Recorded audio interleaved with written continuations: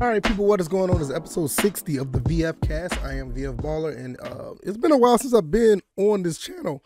You probably can hear it in my voice a little bit. I lost my voice throughout this whole ordeal this past week or so, last 7 days. And I've been toughing it out a little bit on my other channel. I had to because a lot of stuff going on with my favorite football teams. But I wanted to talk about some things over here, but I sound terrible. If you listen to my last video when I talked about NCAA football, the new football game being delayed, I sounded crazy then, but excuse me. It's just been kind of crazy right now, but I'm back. My voice is a little bit better, and I got 3 topics I want to talk about. Nintendo and Panda, well, I can't remember, it's Panda. I guess they do the Smash Brothers thing. And they just crushed the world tour. They got together basically. Our Panda went to Nintendo as a whole situation with that they want to be exclusive and have the license to the Smash Brothers game, and pretty much knocked out world tour. So there won't be any more tournaments. Also, I want to talk about the Street Fighter 6 beta that's returning. That's going to be pretty cool. I'm actually going to sign up this time, so I'm going to actually get into that. And because the first one, I've been kind of like, I didn't want to touch a beta because I don't like playing, betas for whatever, but I'll talk about that in a second. And it's been a pretty slow holiday, for gaming. It's just not too many, games coming out for the holiday to actually jump on. I mean, we'll talk about a few games that came out recently, but it's not much out there, and I'm like really worried about that to an extent.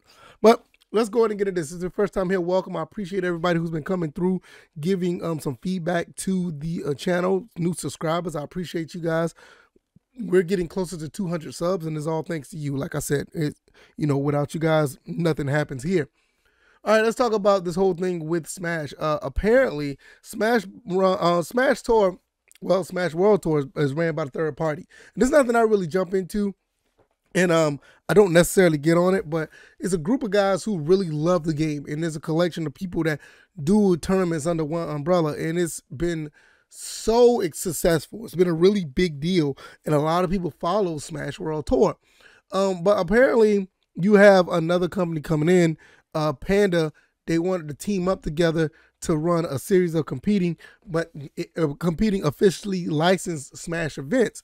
But it looks like what happened was, and I don't want to get too deep into the story, I just want to give you my thoughts and opinions. It seems like Panda went up to Nintendo and basically wanted to get the license, and the license is supposed to be, I guess it's supposed to be exclusive or whatever, like all licenses are. We talk about football gaming, and we see football gaming being an exclusive, and you see the terrible situation with that when it comes to Madden. But nevertheless, they got together, and basically Panda's going to have the official license now, and Smash World Tour is not. It's really, really crazy, when you look at that, because now you got a lot of fans that are going to be upset. Because you got to understand, there's been over 6,000 live events worldwide under the Smash World Tour umbrella. It's one of the biggest esports tours in, not only just, to date, but in history. I guess that's the same thing, but you know what I mean? It's a really big deal. But like I think it's after 2020, coming up in 2023, they would no longer have the license. And I don't know if anybody's going to jump on board with the Panda situation. I don't know. But my thing is, I just want to say this. It really sucks because these type of tournaments are one of these things that bring gamers together. It's one of the few things that still bring gamers together in a, I guess you could say, somewhat in a positive light. Now, I know there's been controversy with some of the players, some of the participants of some of these tournaments, and it's been pretty, the allegations have been crazy. But collectively, for the most part, this is one of the last few things where gamers could get together and actually play games in a positive light. Nowadays, you got all these online stuff, and people looking crazy, and people asking all these questions, and people just don't know how to talk to people online. But when there's more of a situation where it is in-house, when you're with somebody, PvP, when it's on the couch or you sit next to somebody playing, I feel it's still one of the most great things about gaming, when you can play against someone that you're sitting next to, and you have that experience when you're playing a game together, competing. It's just, to me, I feel like it gets no better than that. I feel like it's one of the best ways to play games if you're going to play multiplayer. Don't get me wrong, I'm okay with the whole situation with playing online games. I'm just not. I don't participate in it much. I get it because it's a level of convenience. But one of the best ways you really can, one of the best experiences that is starting to be a lost art or a lost situation is these type of things when you have tournaments, the Street Fighters, the Evos, all that other stuff, the Madden tournaments. Those things are great. And for them to start shutting these down, now I wonder, like, who else is going to be able to do any Smash tournaments, and because they have to be licensed now. Like, if you're going to use their games, they want them to be, they want to be licensed, or they can just come shut you down immediately. So the Panda and Smash World Tour is not the only two. You also have other smaller places that do these type of things, and what happens with them? Well, what has happened with them? I don't know. Do they still do these tournaments? What's going on with those? But it's like the local scene. Like, say if you go, I know there's a place here where I live that do tournaments like, in-house. And they're not that big, so not too many people really say anything. But when word of mouth gets around, the wrong person can hear this, and then they be like, yo, Nintendo, or Nintendo can hear about it and be like, we need you to shut this down. Because this, one of these places I know they still do like D&D type of tournaments, like the board game tournaments and stuff. It's a pretty nice place and a pretty cool atmosphere to meet people. And they have these tournaments every now and then when they do these gaming tournaments. Like, they'll do like Madden or whatever, 2K tournaments. But when you have this situation, because Nintendo is relentless, some of these companies don't do this type of stuff because they're not really looking towards the PR nightmare of fans looking at, oh, you want to shut down an innocent tournament, even though they have every right to do it. But it's just a bad look. Nintendo's to the point where, like, they don't care. It's like, look, we don't want this and we're good.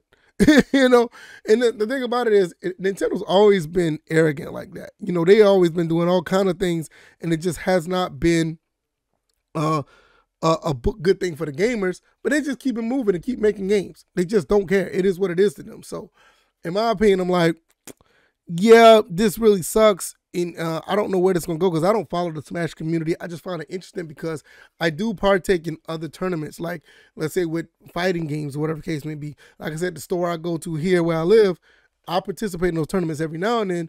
And I don't know, we haven't had one in a while. But just to say, like, what if it gets to the point where people are actually starting to take notice, like, yeah, we're not going to do this anymore. What happens to all those fans who really want to get together? I put it like this.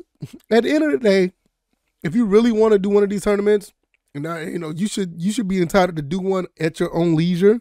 Just don't make it as big as you want it, because you have a group of friends, you got a group of guys in your area that loves to play the game and loves to have fun.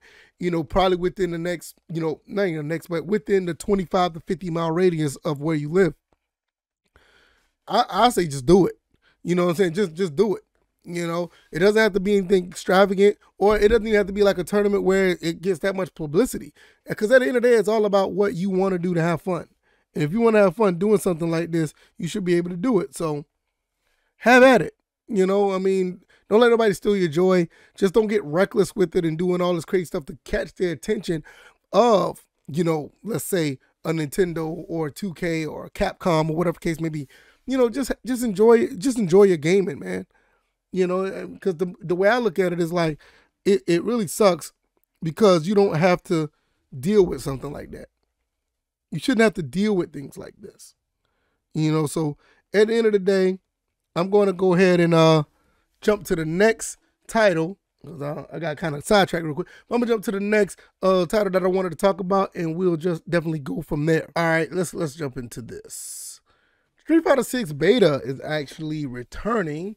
I can't remember what day it was supposed to return, but I already signed up for it, and I cannot wait because I don't like to play betas. I don't like to play games that are just like, not finished, because I want to be surprised once I get the full game, you know what I mean?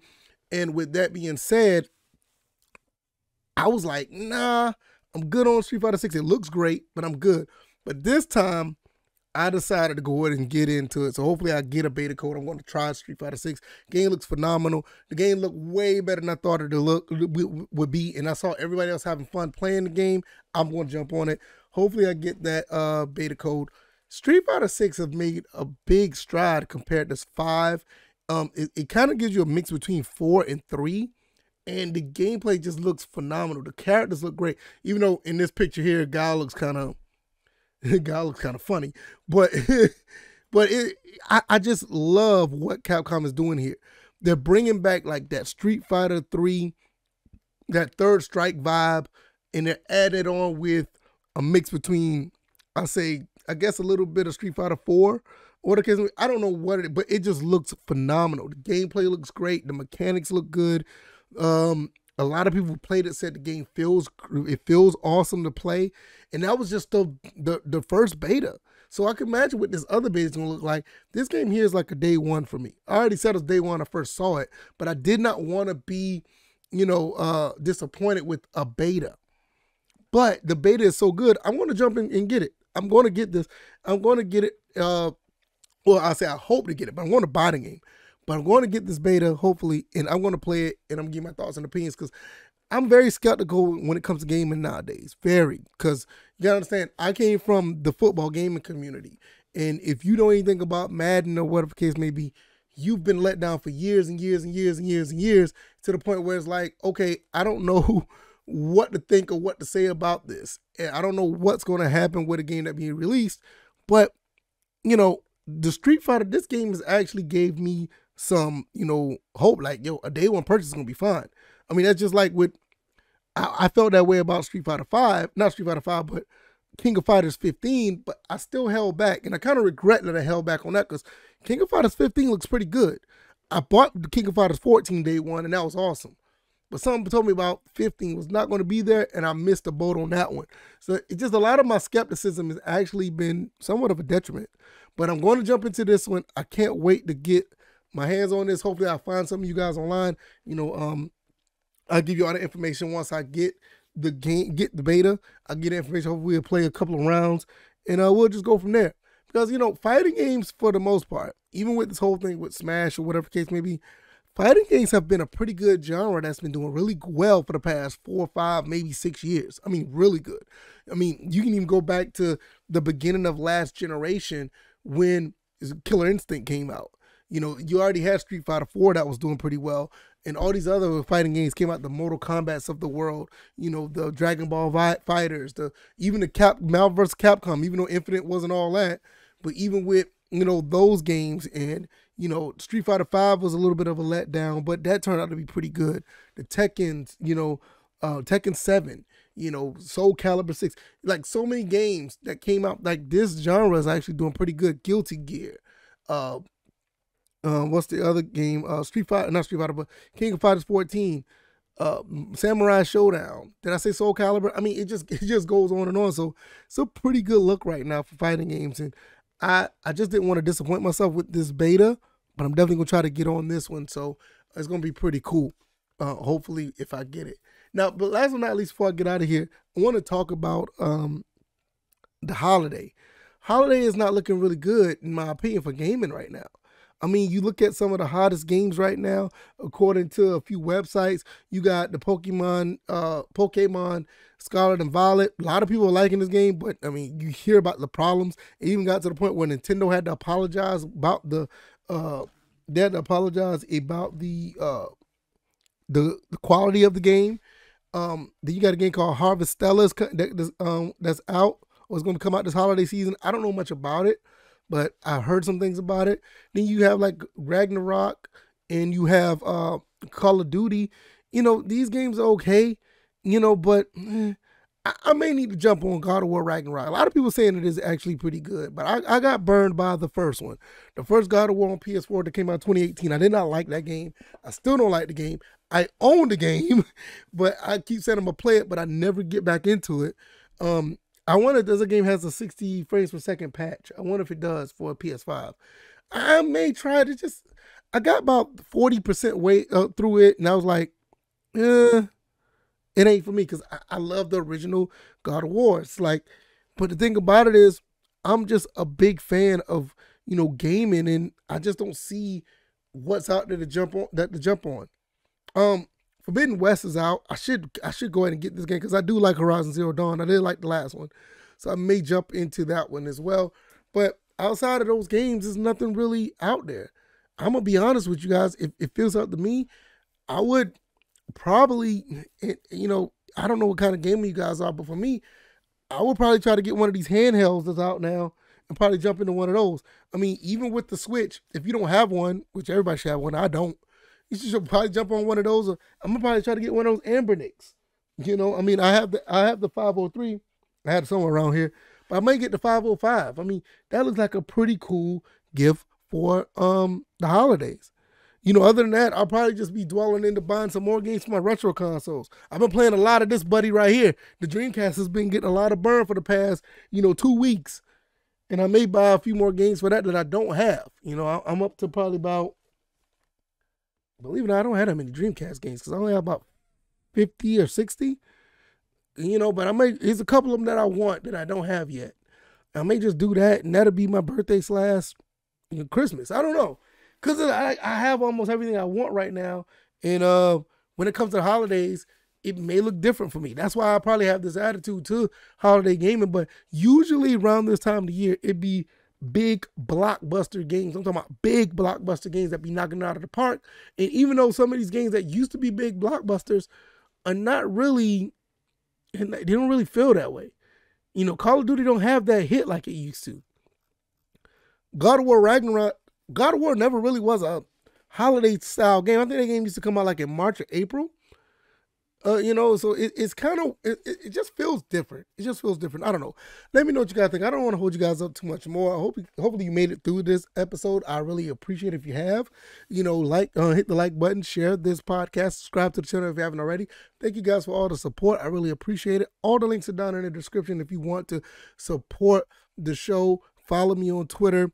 Or find me on my other channel, which is the First and Frame Rates channel. I talk about sports gaming, well, not sports gaming, but just sports in general over there. Hopefully you find me over there. Other than that, man, I'm gonna be out of here. I'll be back with more content throughout the week. My voice is better now, so there's other things I will put in the video format. I will talk to you guys then, and you guys take it easy. You guys be blessed. Peace.